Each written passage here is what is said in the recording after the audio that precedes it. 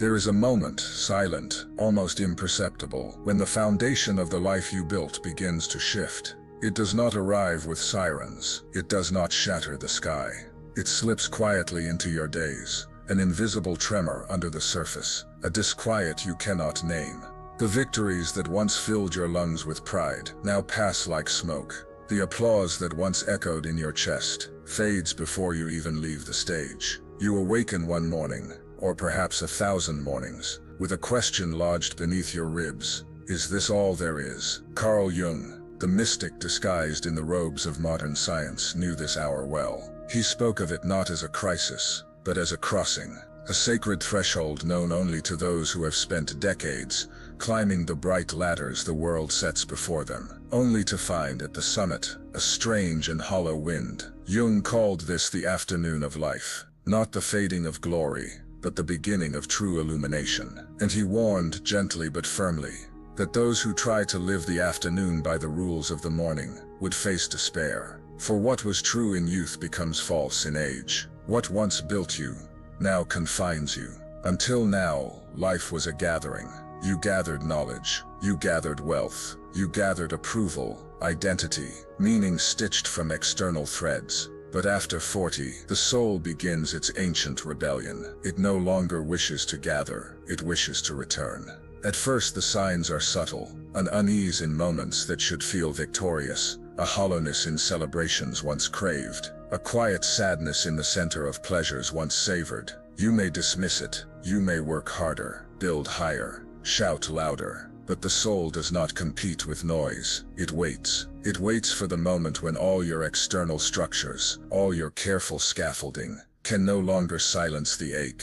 This is the beginning of the real journey. Not the journey of becoming, but the journey of unbecoming. The shedding of the masks, the crumbling of the persona, the return to something far older, far truer than anything you have been taught to chase. In this sacred descent, you are not falling into oblivion. You are falling into yourself. In this video we will walk that hidden road together. We will explore why Carl Jung and the ancient sages before him spoke not of a life divided into success and decline, but of a life shaped like a great spiral, outward first, then inward. We will uncover the forgotten truth that the soul is not satisfied by survival. It demands transformation, and we will see with clear, luminous eyes that the aching you feel after 40 is not a sign of your failure. It is a sign of your calling. The soul waits, it always has, but it will not wait forever. Now the choice is yours. Long before the world was paved in asphalt and crowned in neon, humanity walked paths lined with stars and rivers of silence. They knew something we have forgotten, that life was never meant to be a straight line, but a sacred spiral. The spiral wound outward first into Minnen, creating, striving, and then, inevitably, the spiral would turn inward into reflection, surrender, and transformation. In ancient Egypt, this knowledge shaped every ritual, every prayer, every monument. They did not measure a life by how much wealth was amassed, but by how lightly the heart could be weighed at the end. The soul's purity was not judged by public accolades, but by private alignments, the unseen moments where truth was chosen over convenience, courage over fear. At death, the heart was placed on the scales of Maat, weighed against a single feather, the symbol of cosmic balance. A heavy heart, burdened by betrayal of self, by forgetting one's soul, would sink into darkness. A light heart kept faithful to its inner compass would rise into eternal life. This was not superstition, it was wisdom encoded in symbol, wisdom that knew that in the end, it is not the towers you build, but the soul you carry that determines your destiny. In Greece, the philosophers carried this truth into the realm of thought. Plato spoke of the soul's forgetting, how birth itself was a descent into amnesia, and that the great work of life was not to acquire more, but to remember. Socrates, facing death, did not tremble. He welcomed it, for he had lived a life of alignment, listening to the daemon within, the small voice of the soul that guided him beyond the noise of the world. The journey always was back to the self that existed before ambition, before fear, before forgetting. Even the myths of Greece taught this pattern. Odysseus, the hero of heroes, spent 10 years battling to reach the heights of human fame. but spent 10 more struggling simply to return home. And when he returned, battered and bowed, it was not conquest that crowned him, but remembrance. Home, not the place, but the essence. Home, the soul. After the energy of youth, after the responsibilities of house and family, came vanaprastha, the withdrawal into the inner forest, a return not to nature alone, but to one's original nature. The householder would lay down his earthly ambitions and walk into the wilderness, not as a retreat from life, but as an embrace of its deepest meaning. It was understood, to stay outwardly driven past the appointed time was not ambition, it was madness. To fail to turn inward was to lose the soul. This is what Carl Jung saw standing at the crossroads of an age that worshipped progress, but had forgotten the soul. He watched as men and women, after building entire empires of identity, stood hollow inside gleaming towers. He saw the panic, the depression, the unexplainable collapse that gripped those who tried to live the afternoon of life by the rules of its morning. And he knew this was not disease, this was the soul knocking at the door. In every ancient teaching, the spiral inward was inevitable. The hero must enter the underworld, the queen must descend into the darkness, the seeker must lay down the maps drawn by others. To resist this sacred return is to condemn yourself to a second death, a life lived outwardly alive but inwardly decayed. But to answer the call to step into the sacred descent is to be reborn, not as a new persona, but as the one you were before the world taught you who to be. The spiral calls you now, the soul leans closer, whispering in the gaps between your busy days. The ancient wisdom rises in your restlessness. You are not broken, you are being called home.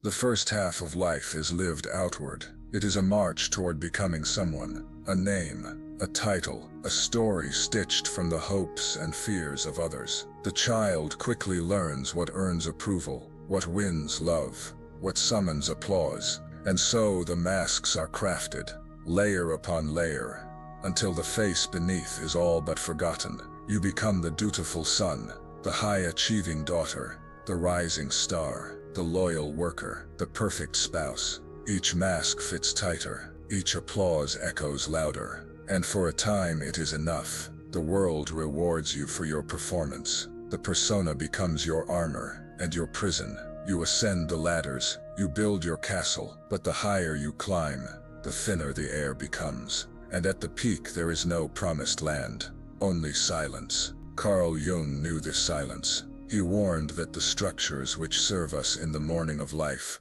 will betray us in the afternoon. The very ambitions that once fueled your ascent will become the chains that hold your soul captive. At first the shift is subtle, small tremors in the foundation, a restlessness during celebrations, a strange emptiness after triumphs. The dreams you once raced toward now seem lifeless. The victories you once wept for now leave you dry-eyed. You tell yourself, maybe I need a new goal, a bigger prize. And so you chase harder, you run faster. But the soul does not speak in speed. The soul speaks in silence. You are not being punished. You are being summoned. The persona, the face you crafted for the world, begins to crack. Not because you are failing, but because the soul can no longer be contained within it. The persona was a necessary tool, a mask built for survival, a fortress erected against the chaos of the world. But the fortress has become a tomb. The soul, having waited patiently through your years of becoming, now calls you to unbecome, to step beyond the mask, to descend beyond the tower. Carl Jung called this moment the death of the false self, a sacred death. Not a death of the body, but a death of illusion. The soul demands not more trophies, but truth, not more titles, but transformation, not more applause, but alignment. This is why the restlessness grows, why the sadness deepens. It is not weakness, it is the soul tearing down the house of cards you once called home, so that something real may finally be built. But to those unprepared, this moment feels like death. And in a sense it is, the death of who you thought you were. The myths whisper of this sacred passage. The hero must descend into the underworld, The seeker must face the labyrinth. The queen must shed her crown and walk naked into the fire. This is not tragedy. This is transformation. You are not being punished for your success. You are being called into a deeper success. The success of the soul. The first half of life is about construction. The second half is about consecration, building a life that is not merely admired, but lived from the deepest truth of your being. And so the cracks widen, the masks slip, the questions, once ignored, return stronger. Who am I beneath all this? Who was I before the world told me who to be? And most terrifying of all, what if the life I built was never truly mine? Carl Jung whispered to those willing to hear that this terror is the beginning of wisdom and the beginning of freedom. The soul is not here to destroy you, it is here to deliver you.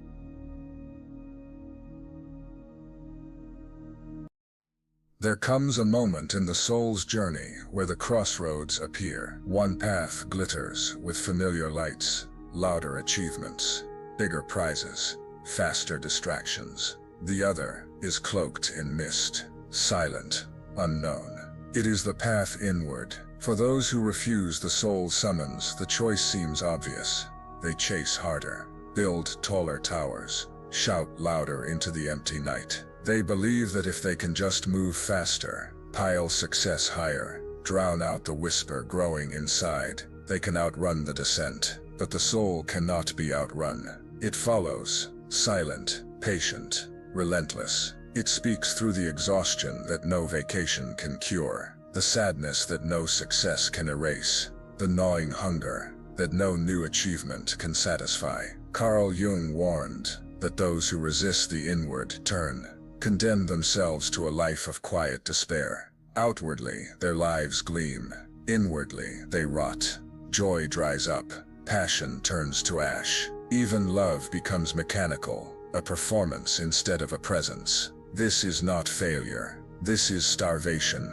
The soul, denied its true food, truth, depth, meaning, withers in the shadows. But to those brave enough, those willing to step off the bright road and into the mist, a different destiny unfolds. The descent into the soul is not easy. It demands the death of illusions. It demands that you grieve not only what was lost, but what was never truly yours. You will mourn the false self, the dreams you inherited but never chose, the ambitions that were survival strategies, not soul longings. Carl Jung called this descent into the unconscious not a regression, but a pilgrimage, the journey into the forgotten temples of the self. It is here, in the sacred darkness, that the lost parts of you wait, the dreams abandoned in childhood, the passions sacrificed for approval, the wildness caged to survive. You do not encounter them as enemies. You encounter them as exiles,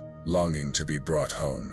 Shadow work, Jung taught, is not the annihilation of darkness. It is the integration of all that was disowned. It is the gathering of the scattered pieces into a radiant whole. You are not meant to be perfect. You are meant to be complete. This is individuation, not a process of becoming someone else, but the long, slow remembering of who you already are. Along the way, new powers awaken, intuition sharpens, dreams deepen, meaning flows not from external rewards, but from inner alignment. The soul no longer measures life in victories. It measures life in vibration, in the resonance between your actions and your essence. You move from ambition to authenticity, from control to communion, from survival to sovereignty. The rewards of the inward path are not loud. They are not flashy. They are eternal, a quiet joy that no one can steal, a purpose that does not shrink with age, a love that flows freely, unbound by transaction. Carl Jung left a simple, brutal truth. If you do not make the unconscious conscious, it will rule your life, and you will call it fate. To refuse the descent is to become a puppet of hidden forces. To embrace the descent is to become sovereign, to become whole. The journey is not easy, but it is real, and it is yours. If you are willing, the soul is ready.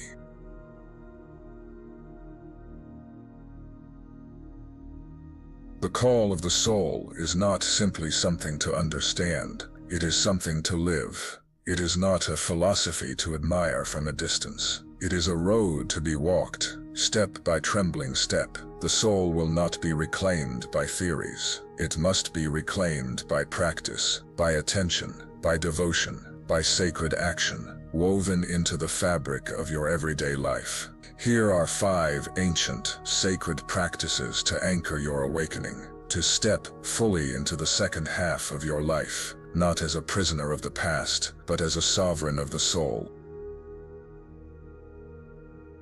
First, make time for silence, not as escape, but as pilgrimage. Each day, carve out a sanctuary of stillness. Sit quietly before the day's noise invades. Do not seek answers. Do not chase solutions. Simply listen. Beneath the churning thoughts, beneath the surface anxieties, the soul hums a steady song. It has been singing to you your entire life. Now in the sacred hush, you can begin to hear it again. The soul speaks most clearly when the mind is asleep. Dreams are not nonsense. They are letters from the inner kingdom, maps drawn in the language of metaphor and mystery. Keep a dream journal. Capture your dreams the moment you wake. Record them without judgment, even when they seem foolish or fragmented. Over time, patterns will emerge, symbols will recur, and the voice of the soul, once distant, will become unmistakably clear. The shadows you fled in your youth now knock gently at your door, not to destroy you, but to reintegrate you. Write the names of the selves you rejected, the angry one, the fearful one, the wild one, the tender one. Welcome them back. Ask them what they carried for you. Ask them what wisdom they now offer. Wholeness is not achieved by amputating parts of yourself. It is achieved by gathering every exiled piece into the sacred circle of your being.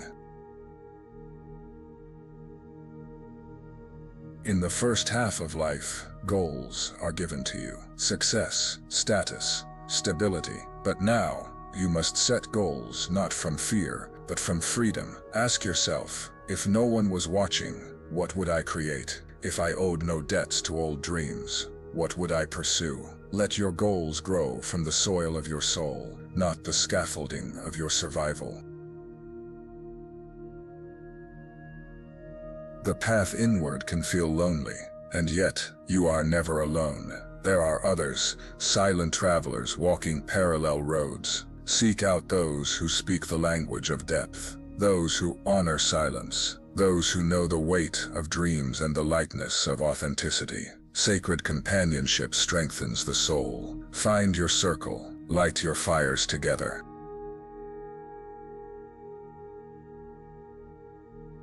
These practices are not rituals of achievement. They are acts of remembrance. Each silence, each dream, each embrace of the shadow is a thread woven back into the great tapestry of your being. You are not here to perfect yourself. You are here to return to yourself. The soul does not ask for your performance. It asks for your presence. Begin in the smallest way. One breath, one dream, one moment of sacred listening. The spiral of return has already begun.